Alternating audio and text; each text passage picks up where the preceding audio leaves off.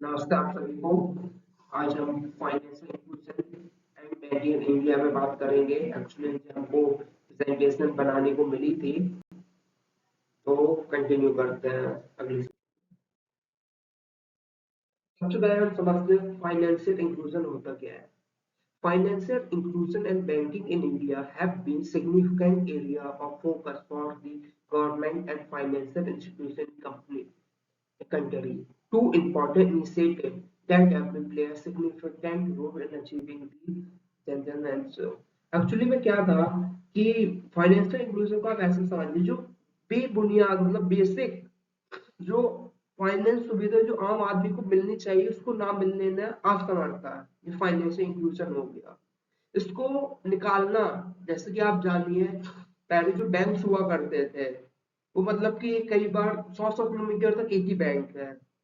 उस समय जब बताते हैं कि जब 1970s में इंदिरा जी ने वो सब किया बैंकिंग नेशनलाइजेशन, तो उस समय कुछ ऐसा जो बड़े बैंक थे, जैसे उनका मुंबई हमेशा से अच्छा था, तो वो मुंबई में अपनी ब्रांचेस कंटिन्यू लगा रहे थे।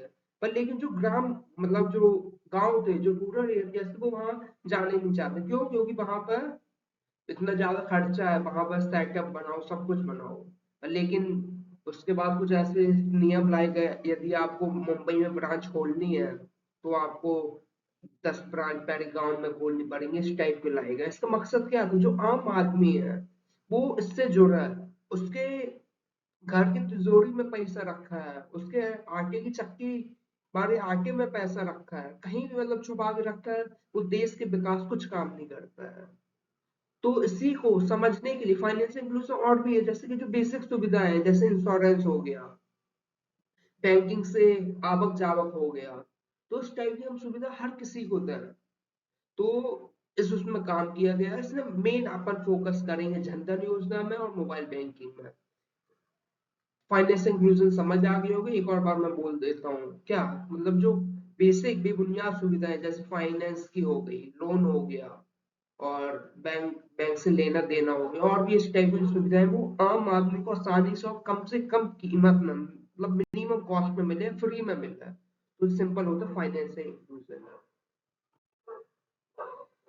देखो, financial inclusion India is a crucial policy goal aimed to at ensuring that segment society and particularly in rural and हाँ ये मैं बताया आपको, Jan Dhan Yojana, payment infrastructure, government scheme, small finance bank and payment bank, credit guarantee scheme, women finance, इन सब का मकसद क्या है? इन सब का मकसद सिर्फ एक ही है कि हम भारत को फाइनेंशियल इंक्लूजन में मजबूत बनाए, उसको एक अच्छा इंफ्रास्ट्रक्चर, जनधन योजना।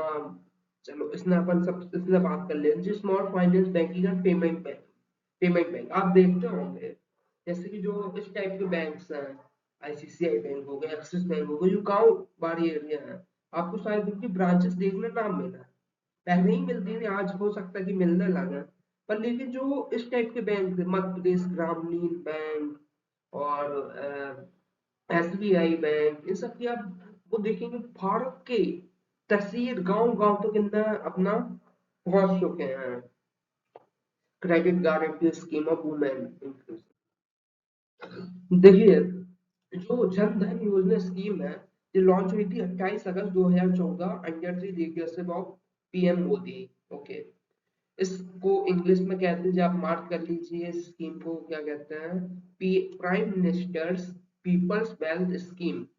Okay, the the primary objective of scheme is to provide access of basic financial service banking facility to unbanked and underbanked population of India. Universal financial ये बताया आपको, इसको हमेशा ये मैं मार्क करता हूँ, इसको हमेशा अच्छे से लिख लीजिए।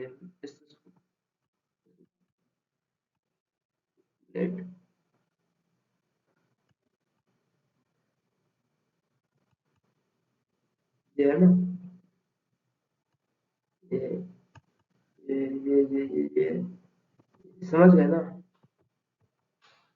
कभी भी कोई इस टाइप का पूछे आपको इसको जरूर मेंशन करना, खूब इम्पोर्टेंट है। ओके, अब ये सब हो गया फाइनेंशियल लिटरेसी।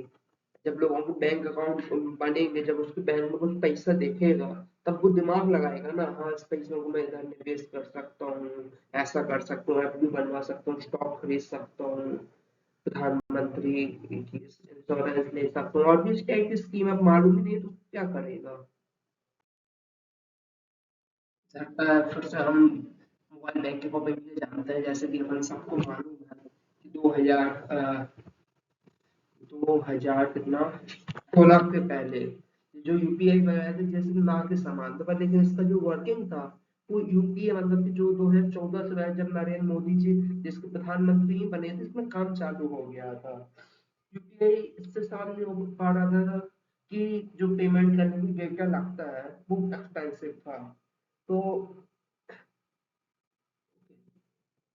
अब जब नोटबंदी होती है तो नोटबंदी का कुछ फायदा इकोनॉमी को in terms of monetary gains हुआ हो या नहीं हुआ हो, वो मतलब कि दूसरी बात है।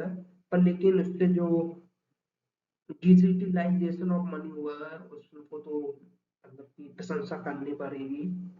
ओके।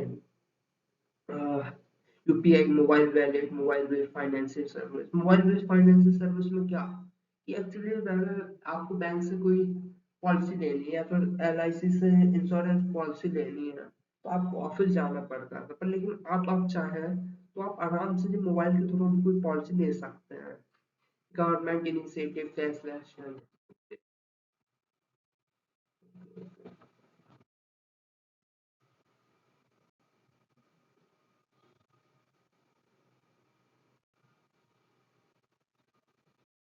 इम्पैक्ट ऑफ जन धन योजना स्कीम एंड मोबाइल बैंकिंग। देखिए फाइनेंशियल इंक्लूजन का खत्म हो जब लोगों के बैंक अकाउंट बने, तो वो आराम से जाके पैसे निकालना सीखे, अगर उनके पास कुछ आमदनी होती थी तो उसे जमा करना सीखे, डायरेक्ट बेनिफिट ट्रांसफर। आप 1980s में जब राजीव गांधी जी इस देश के प्रधानमंत्री हुआ करते उन्होंने एक बात बोली थी। उन्होंने बोला था कि उन्होंने क्या बोला था कि उसने बोला था कि दिल्ली से 1 रुपया भेजता हूँ सिर्फ 15 पैसे का काम होता है, मतलब जो 85 पैसे से सरकार को मालूम था कि वो करप्ट उसमें जा रहा है। वो क्या था, क्योंकि जो फायदे गरीब आदमी को मिलने चाहिए वैसे लेयर कट के सिर्फ 15 पैसे का काम हुआ कर जाना। जब गरीबों के अकाउंट बने, अब उनके अकाउंट में 10-15 हजार मुफ्त का हर साल आता है। इससे क्या हुआ कि उन्हें सीधे मुनाफा मिला। क्रेडिट एसेट्स, जब उनके बैंक अकाउंट में कुछ डिटेल्स थे, कुछ रिकॉर्ड था, तो उससे उनको डिजिटलाइजेशन, डेटा एनालिटिक्स मतलब क्या, जैसे कि जो कंपनीज थी या बैंक थे उन्होंने देखा आपके लेन देन कैसा है आपके उसका, उन्होंने उस हिसाब से आपको क्रेडिट दिया जिसके अंदर आ गया। लगता है कैंपस शायद बंद है। लेकिन चैलेंजेस फ्यूचर आउटलुक क्या है, आज भी हम अपना अगर देखेंगे जो इंफ्रास्ट्रक्चर है उसमें हम कहीं ना कहीं पीछे करते हैं आज भी। जो मतलब कि जैसा अब मोबाइल सबके पास पास डिजिटल नहीं है, तो ये इंफ्रास्ट्रक्चर है, साइबर सिक्योरिटी आज भी हम देखते हैं ऑनलाइन फ्रॉड हो जाते हैं, ऐसा हो जाता है, ऐसा हो जाता है। अभी यूपीआई सुरक्षित है पर लेकिन और भी इसमें सुधार की जरूरत है। और जैसे कि इंफ्रास्ट्रक्चर की अपन ने बात की, उसमें क्या जैसे कि आप मान लीजिए अभी इसमें मैं सुनो काम कर रही हूँ यूपीआई होता है मेरे को ही मालूम है। जैसे कि अगर आपको मोबाइल में रिचार्ज नहीं है तब भी आप अगर कुछ मतलब कि क्या कहते हैं पेमेंट करने जाए वो बिना रिचार्ज के हो जाए, ये क्या है इंफ्रास्ट्रक्चर डेवलपमेंट, इसमें भी काम चालू है। और क्या डिजिटल डिवाइड हो गए, फ्यूचर हम लोग डिजिटल आईडी मतलब हम ऐसा सिस्टम बनाए कहीं भी आपको आपका फेस देख के कहीं पेमेंट हो जाए, एआई ये सब आप ब्रेक कर लीजिए से आने वाले कुछ नहीं लगता है, nothing I feel it's important. Okay. conclusion, the Jan Dhan Yojana is a mobile banking has a transformative impact on the Indian financial landscape with a significant stride made in promoting the financial inclusion। जो जन धन योजना थी उसने financial inclusion निकालने में बहुत बड़ी help की, क्योंकि जब उनके पास मोबाइल में उनके हाथ में कुछ पैसे आए तब वो सेविंग का सोचने लगे, तब वो सोचने लगे कि हम इंश्योरेंस की जो पॉलिसी ले सकते हैं वैसे ले सकते हैं। डिजिटलाइजेशन में बहुत हेल्प हुई, जैसे जो छोटे दुकानदार थे अब वो भी यूपीआई का यूज करने लगे या फिर जो स्कैनर होता है वो अपने पास रखने लगे, उन्हें फियर था। मोबाइल बैंकिंग से डायरेक्ट इनिशिएटिव यूपीआई, यूपीआई जो इसका वो था, ओके, दिस वाज, इससे उनको खूब ज्यादा फायदा हुआ, हर किसी को फायदा हुआ, इसमें कोई शक नहीं। से आप रीड कर लीजिए, भारत को बदलने वाला कदम है, भारत में लाखों करोड़ों रुपए का निवेश और फ्यूचर दिखता है, तो उसमें खूब बड़ा हाथ यूपीआई का होगा। जिसने भी ये कल्पना की, जिसने भी इसमें काम किया और जिसने भी इसे इम्प्लीमेंट किया, उसके एहसानों को हम कभी ना भूल सकते हैं, ना भूल पाएंगे, ना कभी भूलना चाहिए। और लास्ट में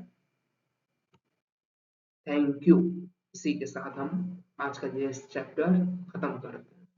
बोलिए मेरे साथ, भारत माता की जय।